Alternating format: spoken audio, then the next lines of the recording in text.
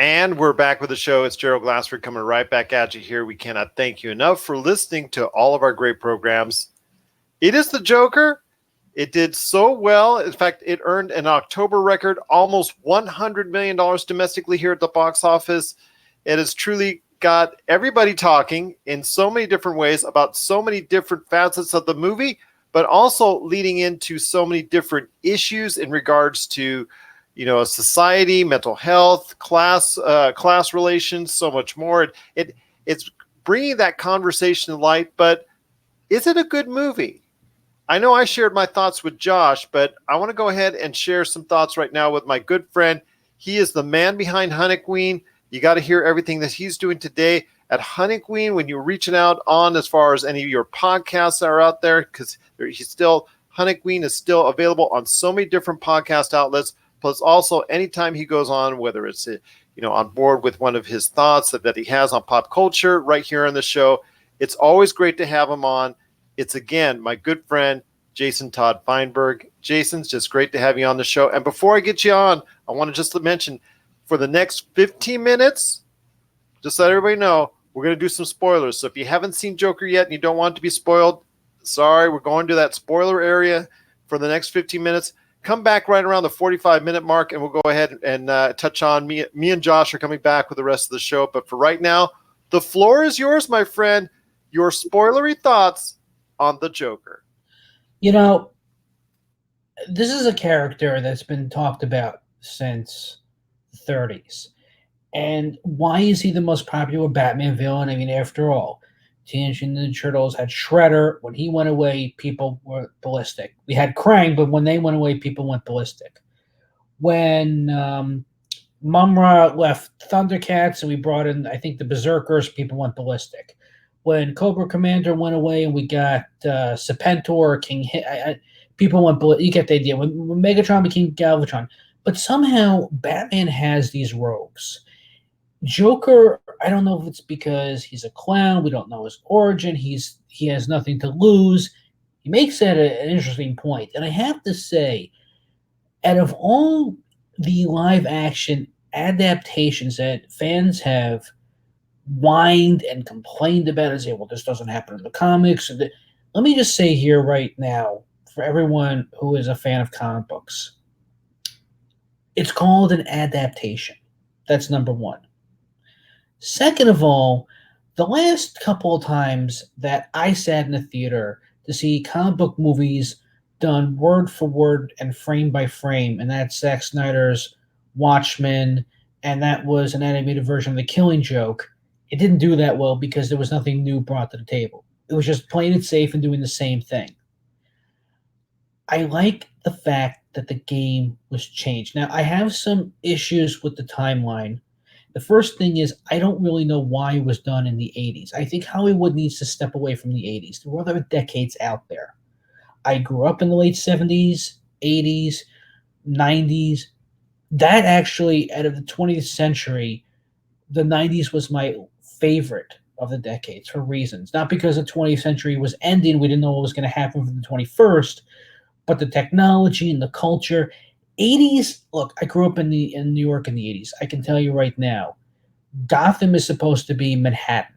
And that was discussed years ago. And I think because Bob Kane was afraid to make it Manhattan, he called it Gotham. But it has been confirmed over the years that sometimes it's either Manhattan, Chicago, or Detroit. But it's any major city that just back in the day, crime was bad and, vigilante justice reigned supreme. In this case, however, we're going to deal with Joker's take on it. And the thing that I find interesting on this is that this takes a bit of Killing Joke, a bit of Dark Knight Returns, and it gives us an interesting adaptation, but again, it's still multiple choice. We don't know everything about Joker, because as soon as this was announced, that we were going to get a true origin story by Martin Scorsese. Leonardo DiCaprio was going to be there. People like we're sick of Joker and you can't do an origin. We still have our pie and eat it as well. Not cake because it's, Joker, he's a clown. Along with our soda water. what's interesting about the story is that people are also going to compare this to King of Comedy because, well, let's not forget we've got Robert De Niro when he's a talk show host, and if you I, don't know, I'm yeah, going to tell you right now, I compare his work to that Todd Phillips. I think in many ways it's an homage to Scorsese because it has a lot of direct references to Taxi Driver and, of course, The King of Comedy as well. you see, that's the thing though. I'm going to say something right now. I have never seen. Well, actually, I shouldn't say that. I've seen bits and pieces of Taxi Driver. I've seen the last 20 minutes, unfortunately, of King Comedy. I've never really sat down and watched it fully. Those are the two Scorsese movies that I still have to, put on my to-do list. But I know of them. I know of Taxi Driver, and the whole thing is it's about vigilant justice, but it's like who's right, who's wrong, and with '80s movies, it was all about the slobs versus the snobs, and it's still going to be that scenario with this movie, but it's just not going to be a comedy of sorts. It's not going to be Police Academy. It's not going to be One Crazy Summer. It's not going to be Better Off Dead. My favorite '80s comedies, Caddyshack. No, this is going to be a man who just hears whatever he wants to hear. He doesn't have voices in his head. He doesn't have hallucinations, but at the same time, he gets these delusions because he can't seem to remember his childhood, or it's not really brought up or discussed. He lives with this mother in this rat-infested apartment in I guess downtown or midtown Gotham. To me, it looks more like midtown Manhattan at the time. And it's during a garbage strike, and I love the fact we get the symbolism of these super rats, which I believe 70s, 80s there were supposed to be these giant rats in the sewers. But I also thought it was going to hint on a Batman villain we haven't seen yet that was hinted he was going to have a cameo in Ratcatcher. But I guess, closest thing I know of him right now is that he had a cameo in the Arkham Asylum game. But it seems to deal with this side is that we get a different take of Thomas Wayne. And to trail off from it, there were the Telltale Batman games that you could download where apparently Bruce never knew that Thomas and Martha were mobsters. They were in the mafia. And when you look at this Thomas Wayne in this movie, even though it's supposed to be Alec Baldwin that is bowed out for reasons I don't know why, unless he had to play, Donald Trump again for the 50th time on SNL. I'm not too sure what went on with that. But they still got an actor that looked like him. But yeah, in this one, Thomas Wayne seems to be a mob boss, of sorts.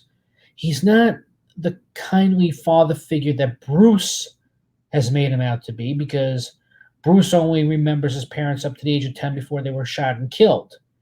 So it's kind of interesting. Did we always get Bruce's side of what Thomas Wayne was like? Are we getting Joker's perspective? We're never going to get those answers because, unfortunately, well, again, we know what's going to happen. And throughout this movie, I don't know what's really going inside Joker's head.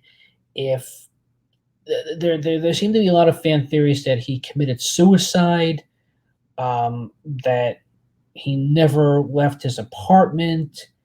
What really did happen, what really didn't happen, what he perceived, what he didn't perceive. Was he mentally ill? Was he just making up being mentally ill as an excuse? There are all these different theories, and the biggest one is, are Bruce and Joker half brothers? And that seems to be another interesting topic on this, because why is their relationship so deep? There have always been these fan theories that what Joker does is that he is kind of eliminating crime, but he's doing it his way. He could have been what happened to Bruce. He's still taking care of the mob, he's still taking care of corrupt police officers, but he has to do it his way. And that's what Bruce won't do, which is kill. And Joker could be very much super sane, which is something nobody seems to talk about. Bruce, on the other hand, he's suffering from trauma because he saw his parents murdered in front of him. There have been theories, and I've read stories where he was a spoiled brat, and he begged his parents to take him to a movie. He has survivor's guilt because they were gunned down in an alley, and that's why he wants to be a vigilante. there, that maybe Thomas and Martha weren't the best of parents, which comes back to this movie. I still have issues though with one particular scene. Actually, two of them, but one of them is where um, Arthur Fleck is at the Frank Murray show or the Murray Frank show. I keep forgetting what it is. It's one of the two, and he daydreams that he's in the audience and he says, "I love you, Murray." And Murray brings him up on stage, and Joker tells the story. They take care of his mom, and during the commercial break, Murray says, "I wish I had a son like you," and it's a daydream. And wouldn't it have been a lot better if that was reality? That Murray was using this guy to boost ratings, and that's how you would have brought Joker back onto the show for the climax. Because yeah, Arthur still goes to a stand-up comedy club. He has, whether it be social anxiety, stage fright, number of things, and he bombs while trying to tell a joke. And that's how Murray Frank, gets a hold of it, and he still makes fun of Joker, and he calls him Joker for reasons, and makes fun of him, and he wants to bring him back to continue making fun of him, I guess, for ratings, because it must be sweeps week. Because this is what happened in the 80s as well, is that you did have um, David Letterman, and for a very long time, he would bring on people like Harvey Picar and just other random people that were pretty much average Joes, and he would tell them the same thing he would tell Joker before. You have to be clean, and you have to, you can't go off color, and blah blah blah. And if you ever seen American Splendor, you pretty much know what happened with the Harvey Picar situation. But there were other average Joes that either played nice or they didn't. And David Letterman was known for that for the 80s. I feel that that's what this movie is trying to go by, but it also goes by The Dark Knight Returns, where when Joker was on a talk show, you had Dr. Ruth Weisenheimer, which was supposed to be a parody on Dr. Ruth, and you had an Ed McMahon type of character, and Joker was trying to say that he's sane, but he's going to kill everybody in the audience, and he kills the host, everybody, and just says, like, so many people, so few smiles. Here, he does kill Murray Frank because he feels that he's not being political, but he feels that he has a mental condition, and he's just being made fun of because of his mental condition, and people are just putting fuel on the fire. That Thomas Wayne, with his money, has cut the funding so he can't see a psychiatrist and get his medication. Apparently, none of it is working. We don't really know what he's on. We're told that he has these nervous tics, or it could be Tourette's, that he just bursts out with controls of laughter. I mean, uncontrolled laughter for no reason at times. He says that he's killed 3 Thomas Wayne stock investors on a subway, because he's saying that they don't care about the poor, the rich only care about the rich, and that's why he's instigating these riots where you have people dress up in clown masks and inciting riots, and that's all well and good. But people have also complained that halfway through this movie, Joker will go into his kitchen, go into his refrigerator, empty it out, go in there, and never come back out. And there's also a moment where he's rehearsing to be on the Frank Murray show, and he's going to kill himself during the interview. So you don't really know what the reality is. I still feel it would have been a lot better if the Frank Murray was not a daydream. I also would have felt a lot better with his neighbor, because in his mind they have a relationship, and in reality she wants nothing to do. He'll break into her apartment. She's like, "Why are you following me? Why are you in my apartment?" There are also theories that he kills her as well. It would have been a lot better if she was romantically involved. She could have been the first Harley, for all we know, because on a technicality in Batman '89, we really got Harley for the first time, and then we got her in the animated series, and now she's canon. But I remember in Batman Death of the Family, where Joker will take Harley and Quinzel down to a basement, and there are all these dead Harley Quinns, and he says to her, "You're not the first Harley, and you won't be the last." That would have been interesting, especially since right before this movie, we get a trailer for the Harley Quinn movie. So that would have been interesting as well to at least have a, it doesn't have to be a white Harley Quinn. It could have been a black one, which, that's, the neighbor. But it would have just been interesting to see how Joker handles his relationship, because why is he abusive towards Harley? One of the reasons is that he's never gotten love. Harley has given it to him. He doesn't know how to handle it. And the other reason is because he's so determined now on making the world laugh and killing Batman that Harley is throwing a monkey wrench into his plans. That would have been interesting to put that in the movie instead of just having, oh, Arthur was delusional, this neighbor was not in love with Arthur. I had a problem with that as well. And the third thing, now that I think about it, which I go back to whether or not Bruce and Arthur could have been half brothers, Thomas does tell Arthur one thing, and Alfred sticks by the story. But the more I think about it, and people are saying this as well, and Thomas does come off as a mafia boss. He doesn't seem to have power, money, and connections. He could have faked a birth certificate, never do a blood test, and it's never brought up. It's just, hearsay, and here's the documentation, go prove it. I'm rich, you're poor. I have all these lawyers, I can financially destroy you, and what are you going to do about it? And your mother Penny is insane, so again, what are you going to do? And Joker, of course, retaliates. At first, he attacks Alfred and Wayne Manor. He is trying to attack Thomas, but Thomas just punches him and walks away. It would have been a lot interesting at this point because of the relationship between Joker and Batman. I really would have been okay at this point of at least having a Magneto Professor X relationship or a half brother relationship. It would have been fine. We still don't know where Joker comes from because apparently this woman Penny is not the biological mother. We still don't know what really makes Joker really tick, other than towards the climax, he seems to be, once again, from Killing Joke, being called out on his shit. That's no other way to say it, because is he really insane or just pretending to be insane for self-pity, or does he really feel that the haves are taking a lot from the have-nots? We'll never get a full answer because, Todd Phillips is so concerned about putting in these delusional scenes, which I hate. It also goes back to the whole thing about Joker getting beaten up by these 14-year-olds, where he's the clown, and the 14-year-olds come out of nowhere. They take the going out of business sign, from the trailer.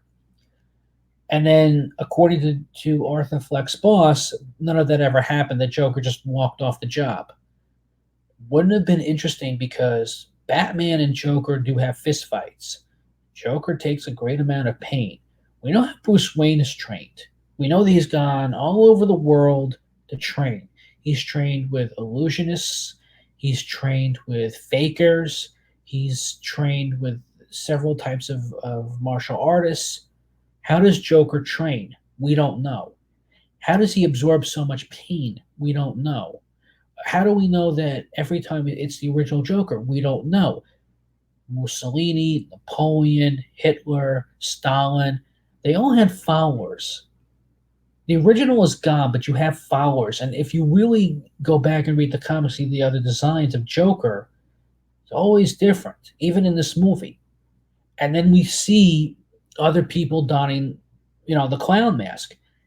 Anyone at the end of the day can be Joker. Now, we do also get Joker being arrested by the police, an ambulance, bashing the police car, taking Joker out. All these followers are applauding Joker. That's great. But then somehow I feel a test screener said no. And so we have to have this ending now where Joker is in Arkham. He may or may not have killed a doctor who's interviewing him and then killed two other orderlies in the hospital.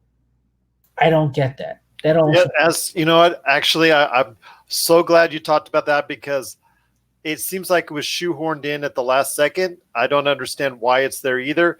It just makes it think, or it makes you as a viewer think that everything I just watched for the past 2.5 hours was absolutely, fake. Was just, because the whole idea of the movie and the premise is, okay, what is real and what is not real? What is in Arthur Fleck's mind and what is actually reality? And the perception there when you have that last scene, the way it is, the way it's structured, where it's placed, it just makes it seem like, you know what? To some people, they're thinking as they're going out of theaters, what just happened? And why is that there? It just seems so oddly placed. Could this movie have been actually taken in any sort of reality at all? it could have been. And I go back to what I said 5 times, and I'll say it the final time and 6 times after that. No. Again, the first time that the Joker's in the studio audience should have not been a fantasy. That should have been a reality. That should have had some sort of relationship. Frank Murray could have been desperate for ratings and brought Joker along and secretly just been using him for ratings. Kind of like Natural Born Killers. Wayne Gill gets killed because Mickey Marley Knox know that he's being, they're using them for ratings. That would have made sense. Joker does call out Murray and say, like, you're awful because you just want me on your show to make fun of me because you saw how I made a fool of myself during my stand-up comedy act. That would have been interesting. Again, I keep going back to the kids beating him up. It would have been interesting of how much pain mentally and physically he's taking because he takes a lot of punches from Batman, Superman, and other members of the Justice League down the road, especially Gotham's finest. As we'll see, Jim Gordon will take a few licks every now and then. Barbara as well, Dick Grayson, most of the Bat family, most of the Justice League. It would have been interesting to see how Joker is taking his punishment and just laughing it off and getting back up and just not able to stay down. Like, what is making him continuously go on? We know why Bruce is doing it. We don't know why Arthur Fleck or Joker or whoever wants to be Joker this week is doing it. We do know that when he kills the stockbrokers, that's real. And whether, again, it's political or not, as that seems to be brought up, it doesn't matter because nothing Joker does really makes sense at the end of the day. But I do appreciate the whole thing with the gun because that I felt was real, that wasn't delusional. I felt that the fat guy playing the clown was taking advantage of Arthur's psychosis. He did give Joker the gun, but to protect himself, he lied to Joker's boss and said, "Oh, here." He kept begging me to buy the gun so I can save my life because then he comes back, he goes to Joker's apartment later in the movie and says, "Well, that gun that I gave you," I'm doing this in quotes, I don't know, nobody can see me, "that gun that I gave you, we need to stick by our stories because I told people you bought it from me, but reality is I gave it to you." So that's real. And Joker is like, well, you can analyze it all you want to, but that guy is going to be killed instantly. He also brings along there's this midget that I love that Joker will let go because it's not because he's a freak like Joker, it's because, well, the guy was nice to him. And yet, I feel this would have been a great callback to Batman 89 where Bob the Goon was so loyal to Joker, so loyal that just because Bob forgot to tell Joker that Batman had a Batwing, Joker took out his frustrations and killed Bob the Goon. And that's the joke. What have you done for me lately? That would have been great, an interesting little callback, if you will, if the little person died, because Joker really doesn't have loyalty. It doesn't matter what you do for him; it's what you've done for him lately, and even whatever you do, if he wants to kill you, he's going to do it because sometimes there's no reasoning with him. I love that as well. They could have gone so much deeper, but I feel that this movie plays it safe when it shouldn't play it safe and justify and make you go, what do you think happened? And yet I have to walk out of a theater and see 3 police cars and cops and thinking, well, because it's is a riot going to ensue because we're making fun of the mentally ill and they're going to fight back? Well, Not I mean, this was why all over. I mean, I'll tell you right now, at the theater I was at, there was heavy and increased police security. It wasn't just some, a company that they just bought into, or a third party company or anything like that. Security. This was actual police, and I know, like you said, it sounded like they had police officers there and throughout the country because the heightened awareness that law enforcement, the government officials, plus also as well gun control advocates that are out there brought into it, it looked like it was going to go ahead and be needed. I know there was a Huntington Beach area. There was a theater that was, somebody called in a threat, so they closed the theater for the evening, but that proved to be nothing. But for the most part, I'm thankful that this weekend has been relatively safe for those going to go ahead and seeing the theaters. And yes, what may, was it a little bit to do about nothing? You never know. I mean, there could have been something that was being planned, but the heightened awareness and the heightened security, I think, even though it may have driven a lot of people away from the theaters, it's still, you can't argue with an October record, almost $100 million domestically for the Joker. So a lot of people, I think, felt safer about going to go see the Joker this weekend because of the added security. You know what? I was going to see this movie regardless. I've seen the trailer, and I kept going, eh. And then I remember Joaquin Phoenix has been in some great movies. So it was 50-50, but I really didn't have a dog in this fight. And I knew this wasn't going to be Batman versus Joker, that this was going to be a standalone story, that DC really had to pick up the pieces, because I hate to bring up Zack Snyder, but you know what? I saw 300. I've seen Watchmen. I saw his version of Dawn of the Dead. Nothing, even Sucker Punch, you could argue. Anything I've seen with Zack Snyder's name in it is really lazy, little to zero ambition, and will just action it up and cool it up just for the sake of it. That DC Extended Universe, whether it did start off with Man of Steel or Batman v Superman, I've given my thoughts on those movies, and you can hear them in my archives. So I ask you, my friend, with all that said and done, I've said my piece on it, whether or not I think it's a good film. And I've said before, when I've been approached, that did you like it? Did you like it? Did you like it? That's all I keep getting asked about the Joker. So there is a lot of interest there.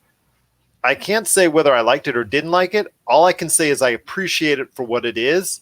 It's a very dark journey into a very dark place for an individual, and how society and culture can take and treat mental illness as a whole. So I think it's something that a lot of people need to be aware of and see, because this happens to an extent in our society today. But as a movie, like I said, I appreciate it. I can't say I liked it or didn't like it. I think it's a very good movie. But again, it's not something you go in there and enjoy and you go, ha, ha, ha, and done. I just will tell you this, that is something that I think it's a very good movie. Is it deserving of all the buzz? I think it is, most of the buzz. I'm not sure it's the great. I'm not sure it's the. Excuse me. I'm not sure it's the best movie of the year so far. It's going to be somewhere in my top 10, at least as of now. But I'm not know where. I don't know where it falls just yet, because I can't. It's just weird. It's just a very hard movie to describe, because it goes to a very, very dark place. But I want to hear your thoughts, my friend. Your thoughts on the Joker. Well, you could see it. I guess the audience at home cannot. But behind me, I have a picture that was drawn by Neil Adams of Joker holding up his bloody hands. Next to him, I have a cosplayer as Harley Quinn. Below it was a former Disney artist that drew a picture. One side is Mickey Mouse as Batman, the other side is Joker as Donald Duck, or vice versa. And below that is a character as me as Harley Quinn. I really became a Bat fan in '89 when all the hype came about. I mean, I did hear about Dark Knight Returns and Killing Joke, and I tried to read them. I couldn't get into them then, and I got into them more in college. The animated series, the same thing. Batman 66, you get the idea. There have been so many versions and variations and talks and discussions and fanboys, and it's been 80 somewhat years. What can we do to change the game? I don't feel that Todd Phillips should be part of the DCEU, but on the other hand, I think he should have replaced Snyder and actually replaced Matt Reeves. I feel bad what happened with Snyder and his family. a couple years ago during Justice League. We discussed that. I get it. But Snyder was not the person to give us a realistic Batman movie. I mean, I'm not even going to take away what Nolan did. He tried. But after Dark Knight, he just stopped caring. And so, who do we have that really cares regarding the movie universe? I feel Todd Phillips put his shoes on one leg, put his pants on one leg at a time. Let's see, what's the best way to analyze this? Winded up the stopwatch, getting ready, set, go, bang. Hasn't tripped over the finish line, but just felt that he wanted to take a couple steps back and let Matt Reeves win, because Matt Reeves will be directing the Batman. I know that the timeline doesn't make sense between Joker and Bruce, but you know what? We never know how old Joker is anyway, and people think that I'm 25 when I'm in my 40s.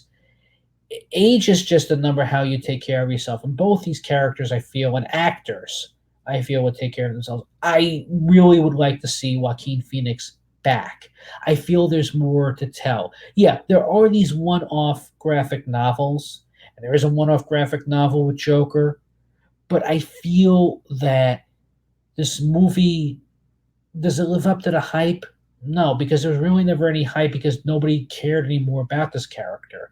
People wanted to see Riddler or Penguin again, and have them given another chance, or Two-Face. It's a good story. It's not a great one. It trips one too many times.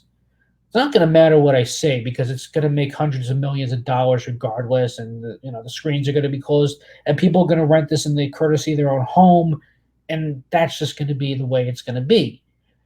But I feel that it's a pilot for something. I feel that Phillips needs to be part of this universe. I feel that Joaquin Phoenix needs to be part of this universe.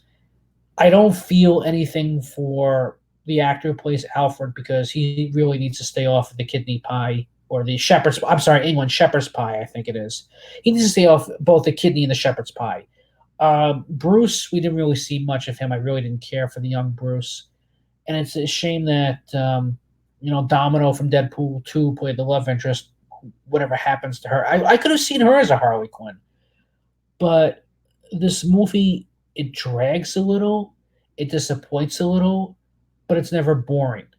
But I just feel that there were too many studio notes. That's the problem. And that tacked on ending, which just didn't make sense, or just pissed a lot of people off.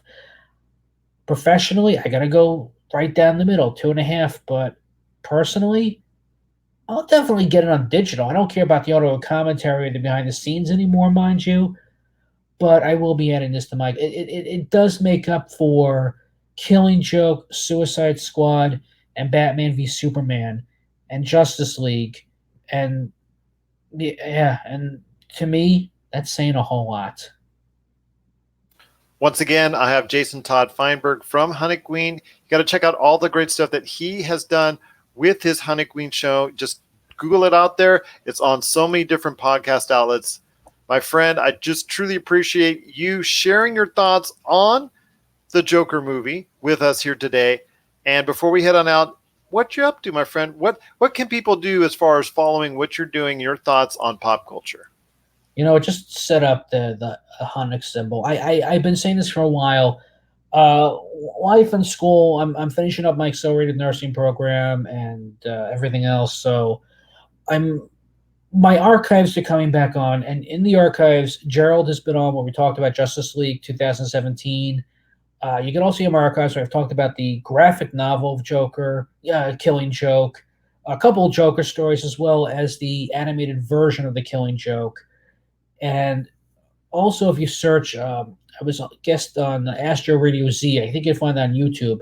I've also talked about Killing Joke on there as well. So if you look on the archives, you search for them, and if you cannot find them on YouTube or on Podbean, just email me at hunnickfeedback@gmail.com, because they're slowly and surely starting to come back into the fray. But next year, when all is said and done, I'm going to have something, big to announce again, whether it be on YouTube or podcasting. But for now, I'm just going to be guesting all over the place, mostly on Batman a lot. But yeah, the best, any comments or questions, hunnickfeedback@gmail.com. That'll be the best way to get in contact with me. Once again, he is Jason Todd Fineburgh from Hunnicween. Just type in the words HUNNIC, and it comes right up for you. My friend, it's just been great hearing your thoughts on the Joker. Again, it's a big win for Warner Brothers, and we'll see where the Joker heads towards the future. Maybe some Oscar buzz for Joaquin Phoenix, Todd Phillips, or the movie. We'll have to wait and see. And also where possibly the Joker could lead into the DC universe. I mean, that's another larger story if it's going to be a one-off like Todd Phillips is saying, or if Warner Brothers can't resist the chunk of change by putting the Joker and Joaquin Phoenix into a different timeline in the DC universe. So, but that is another conversation for you and I have down the road, and because that will probably be another great one as well. My friend. Thank you. And yeah, and if we do, because between It Chapter 2 and Joker, they threw Harley Quinn in front of us. I don't know if we'll discuss it.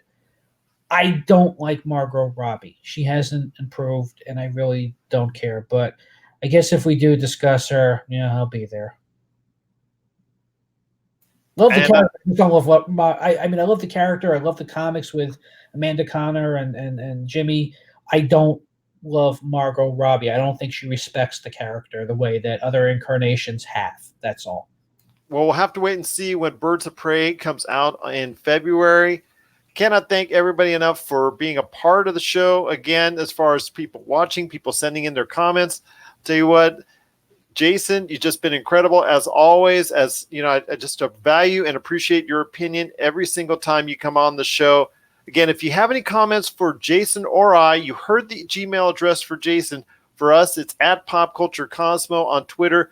Also as well, Pop Culture Cosmos on YouTube. And of course, you can send it to us as well on Pop Culture Cosmos on Facebook and Instagram as well. My friend, it's just been great having you on the show again. The Joker's running wild all over the U.S. and all over the world at movie theaters right now. And again, it's just so great to hear your thoughts on the Joker right here on the Pop Culture Cosmos. And thanks for the smile.